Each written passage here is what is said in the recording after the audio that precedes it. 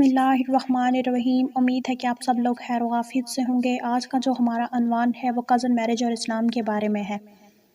امریکہ کی بعض ریاستوں میں کزن میرج پر قانونی پابندی عائد ہے۔ اس طرح دنیا کے دیگر ممالک میں بھی اس کو بہت برا سمجھا جاتا ہے، جس سے ہمارے مسلمان جو ان ملکوں میں رہتے ہیں وہ بھی ایسا ہی ذہن رکھنے لگے ہیں، جس کے اثرات ہمارے ملک تک بھی پھیل رہے ہیں اور میڈیا کی وجہ سے یہ اثرات بڑھتے چلے جا رہے ہیں۔ دنیا میں بھیڑ چال کی سی کیفیت ہے، دیکھا دیکھی غیر مسلموں کی اندھی تقلید پر فخر کیا جانے لگا ہے۔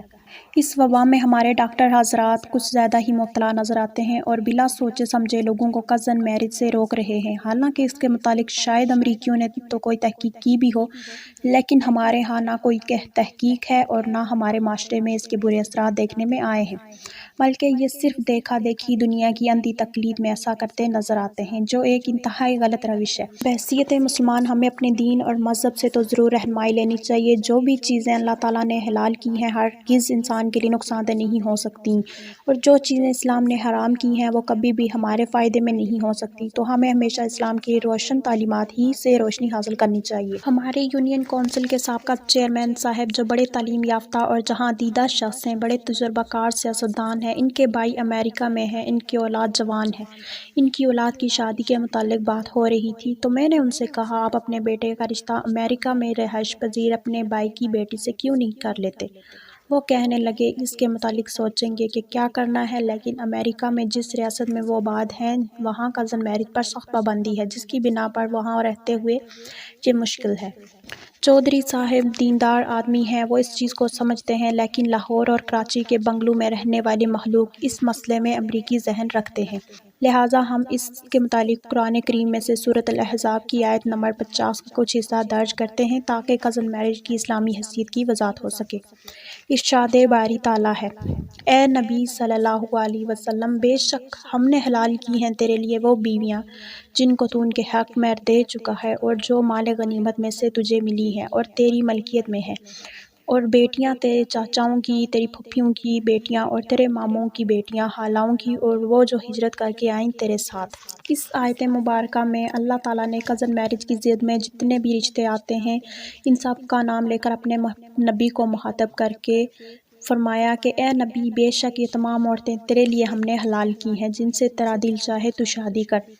اگر ان میں کوئی طبی نقطۂ نظر سے کوئی خرابی ہوتی تو یقیناً اللہ تعالیٰ اپنے نبی کو منع کر دیتے اور آپ صلی اللہ علیہ وسلم کی امت پر بھی پابندی لگا دیتے۔ لیکن اسلام نے ایسا کرنے کے بجائے ان رشتوں کی ترغیب دی ہے اور جن میں خطرہ تھا ان پر پابندی لگا دی گئی ہے۔